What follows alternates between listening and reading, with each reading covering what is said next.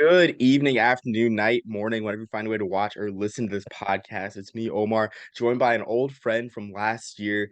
We have Thomas Gleaton of the Trojan Wall of the son of the, I guess now deceased, right? Sunbelt pages. Well, we keep the podcast going, but yeah, the guide itself is no longer with us, Right. unfortunately. The pages itself are no Yep. longer with us. But I'm just so glad to have Thomas on. I mean, just a great expert on not just Troy football, but the Sun Belt itself. And he's helped me out today talking about something I love to talk about and love to write about bowl games, but this time with the Sun Belt. So, Thomas, how's everything going? It's going swimmingly from my perspective as a Troy alum. But no, the picture as it's shaking out, it's just getting more interesting every week. And I think that, with yesterday was 2 weeks to go. Now with 1 week left on the schedule, it's starting to really come into focus as to what the postseason is going to look like for each team. But even then, as we'll get into, it's still kind of a crapshoot. So we'll play that one by ear, and we'll get to that. Like I honestly I love it because back in the day there was just like a few tie-ins, everything else is an at-large versus an at-large in the old days. So it just feels like the old days of bowl games, but it just sucks that it's a TV conglomerate like controlling everything. Right, right. No, because I'm fully still remembering that 2013 season or when the conference had like three or four 6-win teams and didn't get to a bowl game. Western Kentucky, when it was a part of the conference, having 8 wins and not getting to a bowl game. Like I'm glad that they're doing things differently now so that the teams that are deserving to get into bowl games get the chance. But no, I'm with you too because it feel everything feels like it's owned by ESPN at this point because it just about is. Yeah, no, it's pretty crazy. And I mean, you talk about that 2013 Western Kentucky team, and of course, you being a Troy fan, you're bringing up like 2 points of heartbreak for me as an Army fan, like that 2013 Western Kentucky game against Army, and then of course that Troy game, like I was telling my mom, I was like, honestly, I don't think I've been hurt as much by an Army loss as like the 2020 Liberty Bowl because same kicker, I think it was like the same end zone too, and everything like missed field goal, like same direction, just brought back bad memories. But yeah, I mean Troy's having an amazing season. I mean, I commend them on that. So I mean, I'm just glad that we played them tough despite the year that we're having. Yeah, Yeah. absolutely. I was there were many times when I was concerned that that was not going to go the way I thought it would. Yeah, it was heartbreaking, sure, indeed, because I mean we did have you guys, but yeah. So I guess with that we'll start. So I mean, Thomas, you mentioned, I mean, I mentioned to start these changes that the bowl process is having. Last year when we did this, it was an ESPN bowl gets first choice, and the New Orleans Bowl gets the second choice, and then there wasn't any order until the fifth selection, which the Lending Tree Bowl had. Before the podcast, you told me now like even that's out the window. Yeah, that was there was a formula. There was a way to at least, figure it out so fans could like, at least like say, maybe we'll end up here, maybe that this is a chance. This team is definitely going here because of this. We even had the couple years where there were tie-ins for the championship game, which is not a thing, hasn't been a thing since COVID, and now everything is completely out the window. It's all about the best matchup. When I talk about everything being owned by ESPN, we have the two bowl games, the New Orleans Bowl and the Lending Tree Bowl, that are still technically not ESPN owned bowl games, but they are part of the system. They're on ESPN. ESPN's got their fingers in the pie. So it's basically kind of corralled them all, corralled the pool together into this organization called Bowl Season. And now we have a laundry list of bowl games that Sunbelt teams could go to. It could be any team going to any bowl game based on the matchup alone, because maybe they want to see a really good team versus a really good team for the best ratings. I don't know, but there's still the quote unquote tie-ins that the Sunbelts had. Those five bowl games: the Camellia Cure, the New Orleans, the Lending Tree, and the Myrtle Beach. There's tie-ins still exist, but it's more of like a preferred option kind of deal. So you're gonna see, we're gonna see most of us, the Sun Belt teams, end up probably in those bowl games, but there may be one, two, or three that don't end up in that game and go to a different one.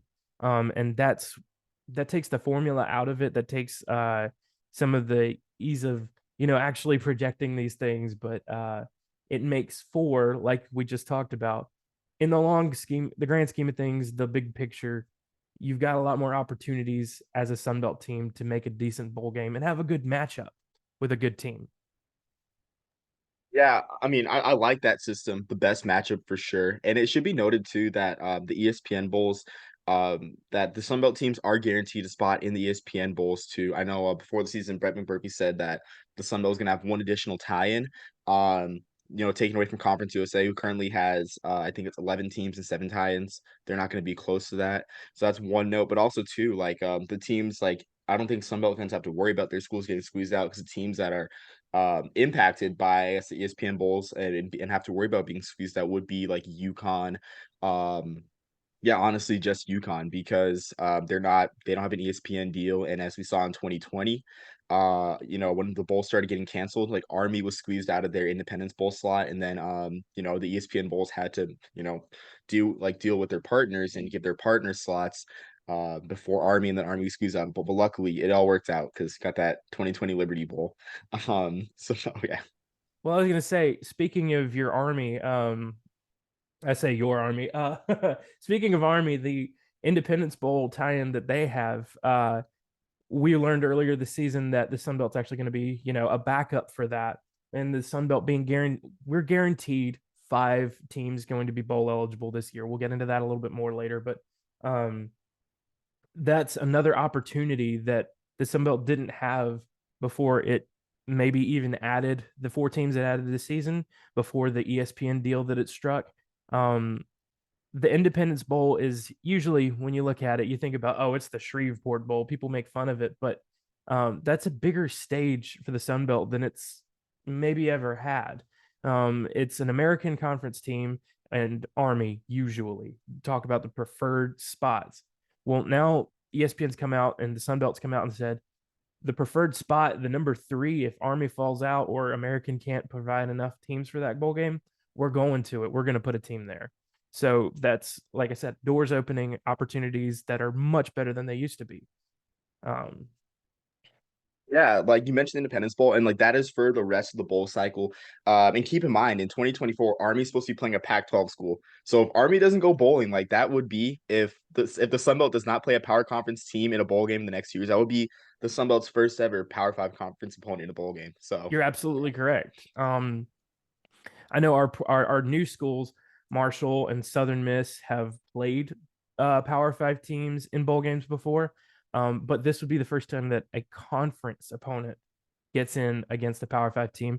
And when we want to talk about lifting up the level of this conference and doing better, great things with it, that's the opportunities that we need and we talk about. So, grand scheme of things, it sucks for us trying to like project who's going to bowl games in 2 or 3 weeks. But in the grand scheme of things, for the conference, it's a better deal.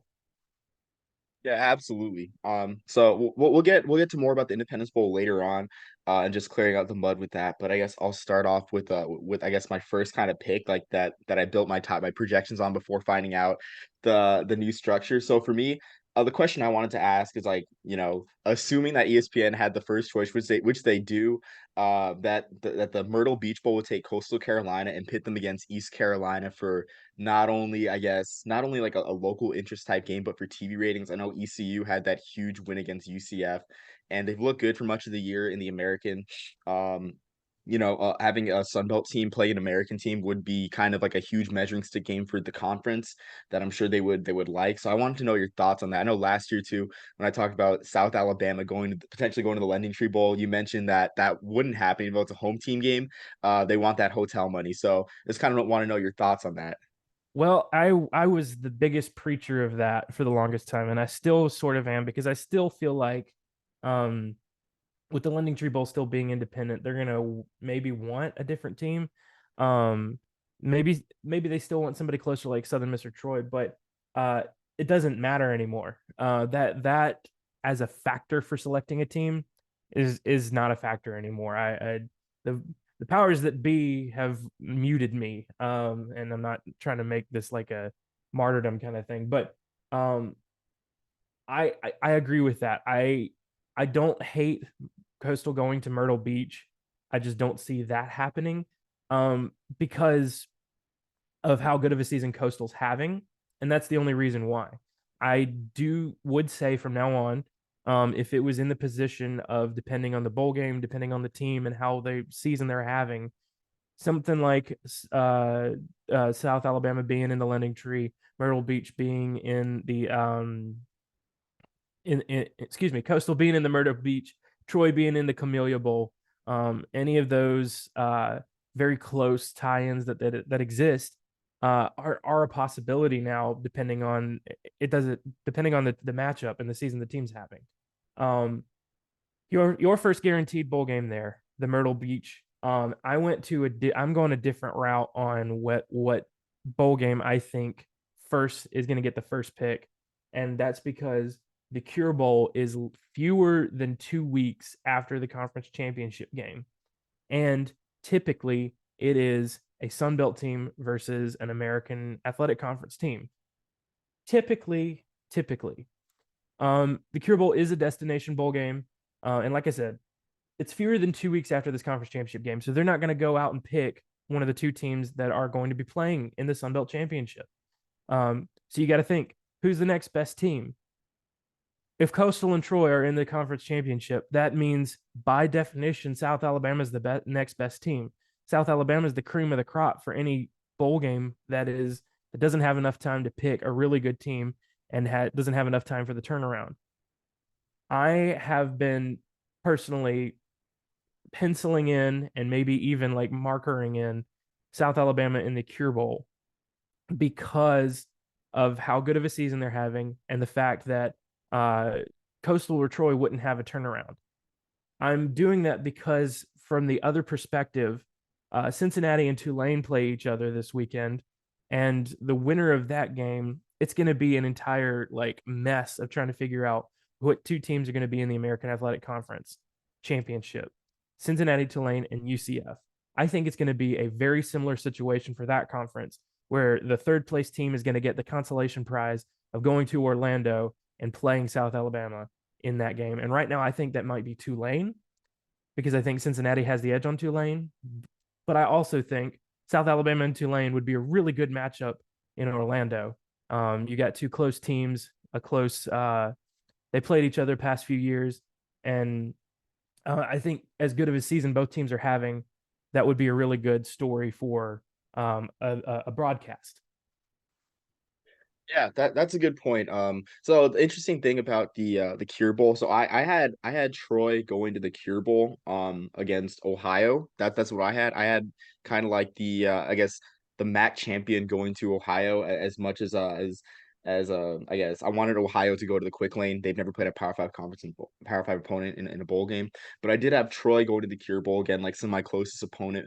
So I mean, I had the same idea in mind, but I didn't factor in, I guess, sort of like conference championship, which I mean Troy does have the tiebreaker on a South Alabama, so that is true. So I mean, I'm just gonna flip Troy and South Alabama in the New Orleans Bowl then and the Cure. Well, and that's what I was going to say was I think the if Arkansas State beats Troy this weekend and South Alabama beats Old Dominion, then that's still a solid pick. As a Troy alum and somebody who obviously creates content for that fan base, that that was something that I've had in the back of my mind was that if for some reason the Trojans didn't make it to the conference championship game, going to Orlando would be a solid consolation prize. So that's part of the reason why I feel strongly about South Alabama specifically. But again, it's still possible. Uh, I don't hate the Ohio pick either because they could be. You're right. The conference. They could be the MAC championship champion because I think they've got to play Bowling Green this weekend in order to make it in.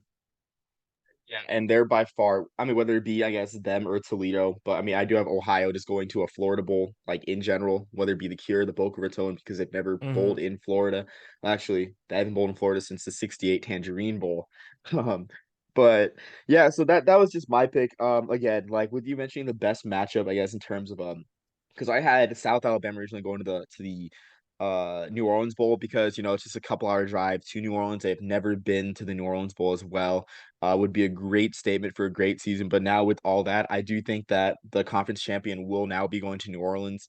So I think this is gonna flip some things around now after our discussion. So I think now the New Orleans Bowl will be the winner of the conference against UTSA.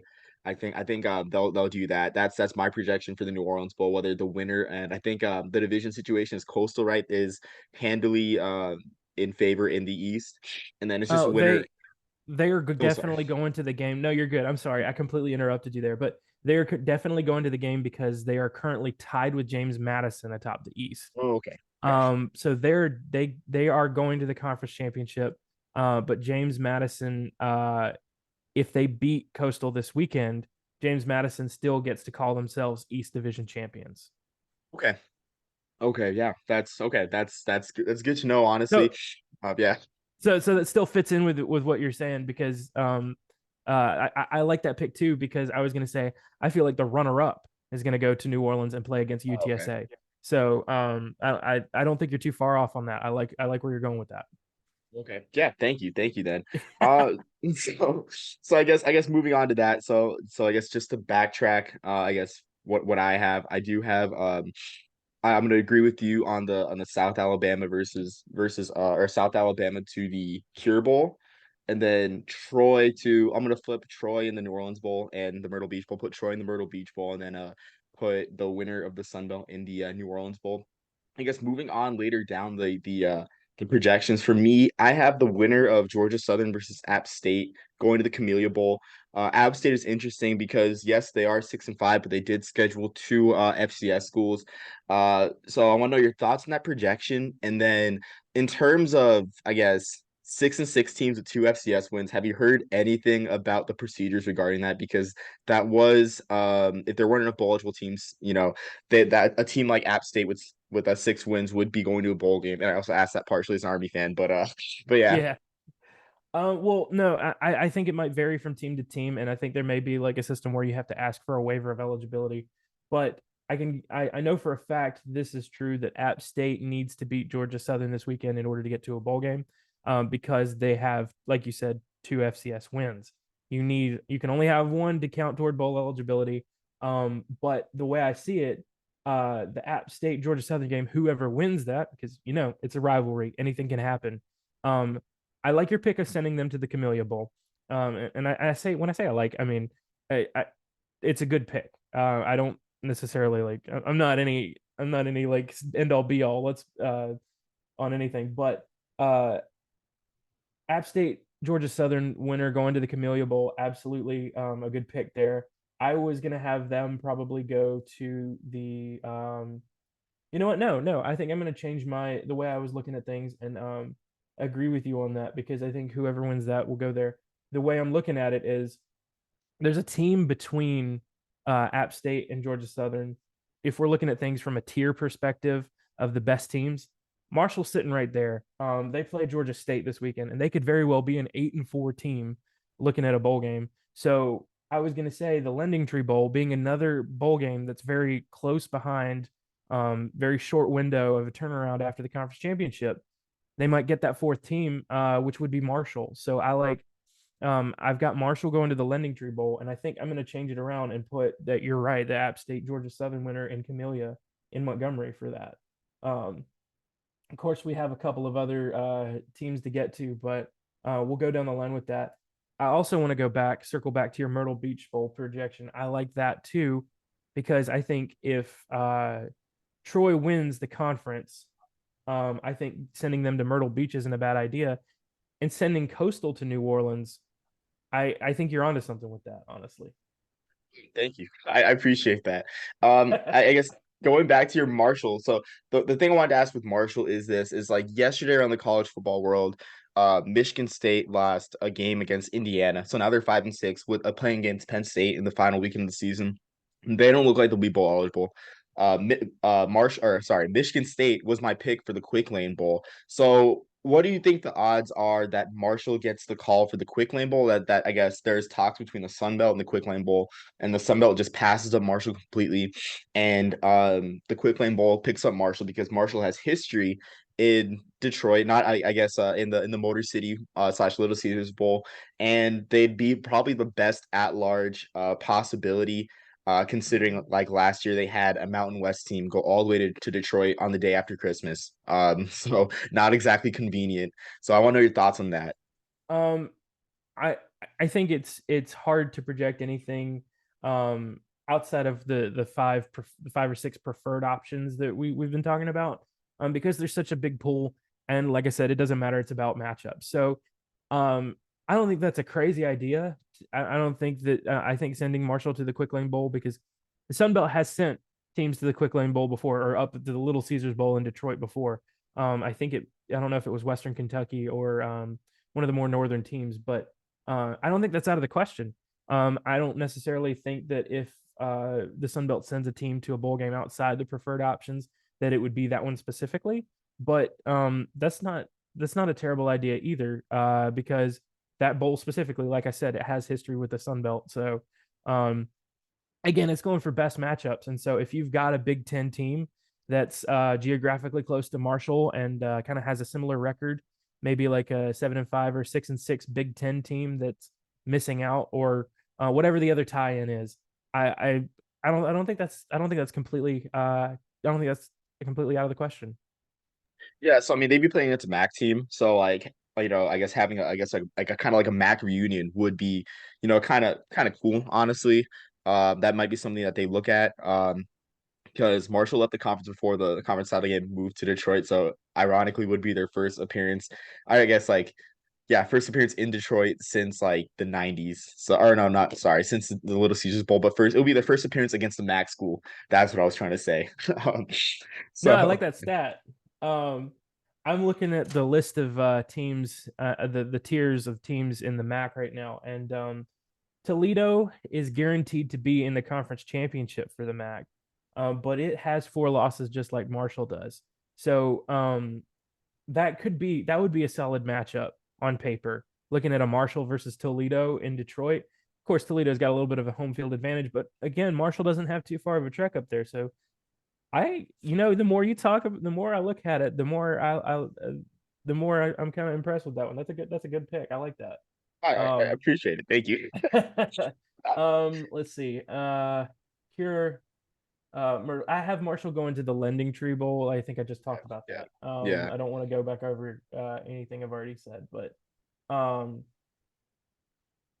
I think what I have is instead of going to splitting up the Myrtle Beach New Orleans Bowl, which are I would say two of the top tier bowl games for the Sun Belt. I have a feeling sending Coastal Carolina to the Boca Raton Bowl would be a good one because we could see another one of those American Conference games, American Conference teams up against Coastal in that way.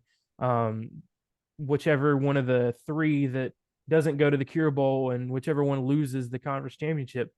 Because right now we're looking at if Coastal's not going to the Cotton Bowl, if Coastal has not went out and go to the Cotton Bowl, it's going to be the American Conference champion. And so that third team, whether it be Cincinnati or Central Florida, um, or Tulane, because I mean it could be them as well. They could end up in the Boca Raton Bowl against Coastal as well. And I think a Coastal Carolina UCF matchup in a bowl game is going to be must watch television. So I personally have Coastal in the Boca Raton Bowl against UCF, but it all depends that Cotton Bowl and how the rankings play out the next 2 weeks. That's going to be such a big factor in it too. So Yeah, um, 100%. Yeah, sorry. no, you're good. Um, the other thing to talk about is that we've got two other teams on this list, Louisiana and Southern Miss, that pending complete disaster, which I don't know if it would be complete disaster because Texas State and Louisiana Monroe have shown a tendency to beat teams of a higher caliber. Um, if Louisiana and Southern Miss take care of business, they're also going to be eligible for bowl games too. Um, I had Louisiana going to the Myrtle Beach Bowl, just because of the way that other things played out. But then it could also be a situation where we look at an outside bowl game getting a Sun Belt, maybe like the Frisco Bowl or the First Responder Bowl, as opposed to one of those Myrtle Beach tie-ins, like getting one of the maybe they aim for a better team because they are a destination as opposed to Frisco or Dang. Dallas. Wow. Geez, I did not know you were gonna come after the good people of Frisco, Texas like that. I Ouch. mean, I would rather spend Christmas in Myrtle Beach than Frisco, and that's just my personal opinion. Yeah, I do agree with you. I do agree with you on that. So yeah, I can't blame you on that. So I did before I guess Michigan's law or yeah, Michigan State's loss yesterday. I did have Marshall in the Frisco Bowl against kind of like San Jose State, having a strong year. Well, they were having a strong year. They do look to be, I think, a 6-5 team, or just depends who they play next week, actually. But yeah, they look to be a 6-5 team out of the Mountain West now. But I guess like I'll playing against the Mountain West, a strong conference would be a reward for them. So that was my original thought. Instead, I have either Louisiana or Southern Miss. I have like Louisiana or Southern Miss going to the Lending Tree Bowl with the Lending Tree Bowl kind of going with I think like a old Conference USA matchup, I guess going actually not even old. Something we saw last year with UAB versus Southern Miss. I mean a lot of regional appeal in that bowl game. That's what I had in the Lending Tree Bowl if UAB takes care of business against Louisiana Tech. And then I guess this is a good time to address like the Independence Bowl, I guess backup time because I Yeah. don't think that Army will. I think Army will go 6-6, but from the looks of it, from like the NCAA bowl eligibility manual, it doesn't look like that they'll kind of like be first in line if there aren't enough bowl eligible teams. So I had Louisiana going to that one. I thought the Independence Bowl would want a Louisiana team to play in it against and I had them going against SMU actually, like having a very like while it is best matchup, I do think that I mean you know, having SMU in the Independence Bowl is great TV considering the amount of points that they put on a regular basis. So I just kind of want to know your thoughts on, I guess, my lending tree and Independence Bowl projections. Um, I like I said, I had Marshall in the Lending Tree Bowl. But the more I look at it, the more I don't know. I'm sorry. I'm thinking while I talk, and that's a terrible thing for a podcast. Um, I that's a great point about the Independence Bowl, wanting an in-state team potentially to come play for them. I think in some of my like, just spitballing ideas, I thought maybe at some point because it was the American and the Sun Belt, that might be the place for a Coastal Carolina Central Florida matchup, UCF, sorry. But that you Louisiana and SMU are in similar tiers, especially if the Cajuns went out on the board with their records. So I think I think you're right. That's a solid matchup. That is a solid matchup, and I like that pick. I think I had Southern Miss in the Independence Bowl though, because I had Louisiana in the Myrtle Beach Bowl just to kind of swap things up. Southern Miss isn't a Louisiana team, but they're right down the road from Shreveport too. Um, in some of my other spitballings, because I've kind of tried to look at the picture several different ways and each time my picks come out different. But having Southern Miss play a former Conference USA opponent basically comes up every single time. Um, with Western Kentucky, North Texas, and Middle Tennessee State being kind of the 5 loss, 6 loss category, along with Southern Miss, puts them at a similar puts them together, in the same grouping of quality as far as teams go. But to see Southern Miss play so close to South Alabama and play so close to other teams in the conference, and basically they were competing at one point for the conference championship in their first season. And then to put them up against one of their old rivals, that's a great story. That's a great matchup.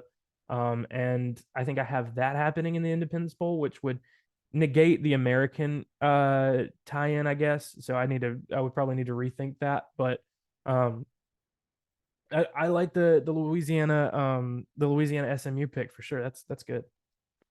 Yeah, I think it's interesting too because I was look at the payouts too. So just a couple points with like with the American. I know you mentioned sort of like ESPN setting up that matchup between like whoever squeezed out of the American title game, like the loser of the American title game. And for me, I always feel like that the American sends their best teams to play against the Power Five. Like looking back at like the 2019-2020 seasons, Birmingham Bowl, the 2020 Birmingham Bowl, basically, where like you had I think it was either 10-3 Cincinnati. Their reward was playing 6-6 Boston College in Legion Field. So that's kind of like the tendency they have.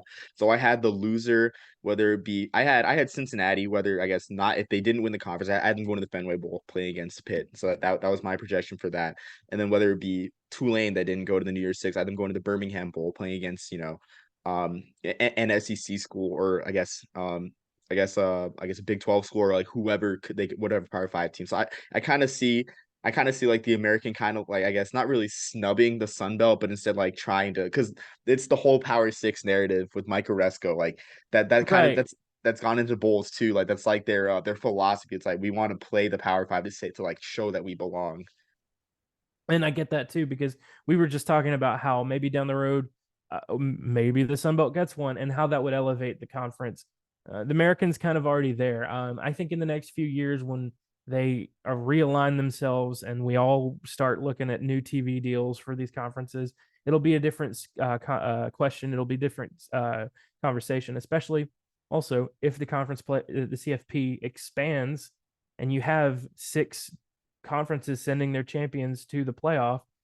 That would be another boom for the group of five and the Sun Belt and the American. We can have a different conversation at that point in time, but you're right. Right now, the American's not looking at the Sun Belt. They're thinking the Sun Belt's an also ran, when, depending on who you ask, that's not the case. When most people would say it's not the case. But you're right. I think I did.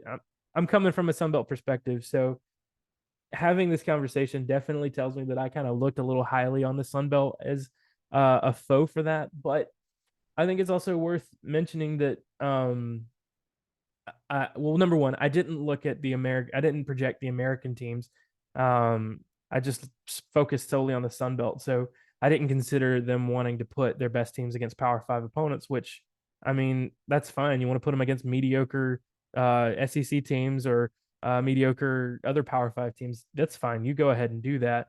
But the quality football and the best matchup that I saw, I feel like ESPN is going to put group of five teams against each other, because it's something that's happened in the past with the BCS, and it's something that's happened with the college football playoff. We talk 2017 UCF missing out on the playoff altogether and going to play Auburn, and then beating Auburn. Didn't they? Yeah, because they were undefeated. Yeah. So I didn't look at it from that perspective, but yes, I think I keep feeling like the quality matchup would be the Sun Belt against the American. But you're right, the Americans definitely the Americans the American Conference definitely has higher aspirations.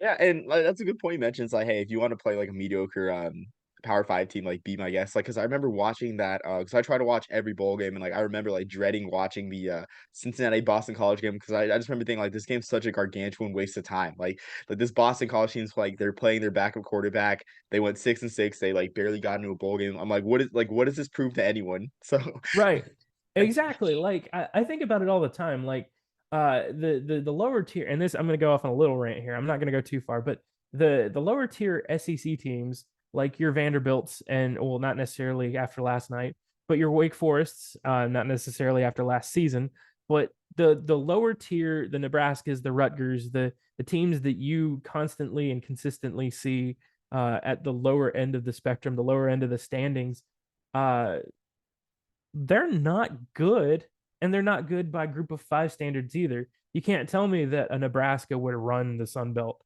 right now. They would not. They've lost to Sun Belt teams each time they've played them the last few times. So to me, that still scales up. Your mediocre 6-win Power Five teams are still bad, because they didn't necessarily, like, doesn't matter if they played close to another Power Five team, they lost to that Power Five team. It's about scale, and I think that the way that ESPN is doing bowls is going to put that more into scale. And I think, like I said, down the road we'll have different conversations about this, because I think when the American loses its top tier teams to the Big 12, it's going to take a massive hit. And it's going to have ripple effects, but that might help the Sun Belt. So again, we'll get to that one later down the road. Yeah, absolutely. And like for me, like you mentioned that, like for me, like Conference USA is just or sorry, the Americans just become Conference USA like 2.0, where like the only members of the American that haven't been former Conference USA members are Navy and Temple. Which I mean, I kind of wrote about some time ago where like Navy and Temple is like literally the only link to the Big East, or sorry, the Americans' Big East roots. So yeah, like, I mean, that's just a great point too, and, like, for me, like, the thought about, the American, like, taking a drop off has been, like, more with me in terms of basketball because I look at the one like, I look at the American, I tell my friend, like, my friend that's a college basketball fan, I tell him, like, "Hey, like, I think the American's gonna be a one bid conference, like, for years to come, like, it just does not look good," and, like, in football as well, like, I'm not gonna say that the Sun Belt's gonna overtake the American, but it's gonna be like, the New Year's Six race is gonna be a lot more interesting in the coming years, so, um that's something, like, I'm definitely looking forward to. It's a lot more interesting this year. With you've got three two-loss American Conference teams, and then you've got one-loss Sun Belt team. That's the conversation. Is those four teams?